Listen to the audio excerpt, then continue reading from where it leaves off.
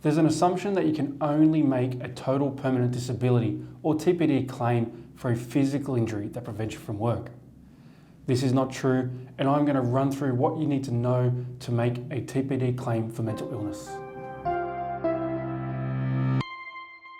The acceptance of psychological conditions and injuries has come a long way, but there are still so many suffering Australians who are unaware of their entitlements, including the fact that their TPD insurance through their superannuation fund covers them for a lump sum payout if they suffer a mental illness. Generally speaking, in order for you to qualify for a TPD payout for mental illness, your condition has to prevent you from returning to any work that you're qualified or trained for. What is a mental illness? Mental illness is defined to include a wide range of conditions that specifically impact your mood, thinking, and behaviour.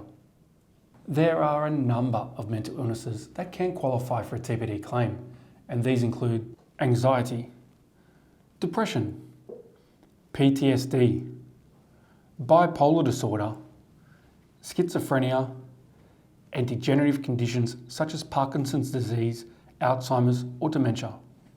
To give you a more clear understanding of what a successful TPD claim for mental illness looks like, let's run through a real-life example.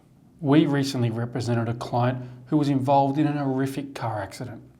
By some miracle, she emerged from the accident with very few physical injuries, but this didn't take away from the significant psychological injury she sustained.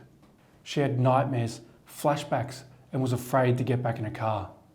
Eventually, she was diagnosed with a severe case of PTSD. It crippled her social life and prevented her from working. Initially, she came to Law Partners for advice in relation to a CTP claim. She was surprised when we also advised her that we could lodge a TPD claim on her behalf, and that TPD claim could be based primarily on the psychological injury. In the end, we were able to claim a substantial TPD payout and help her get her life back on track.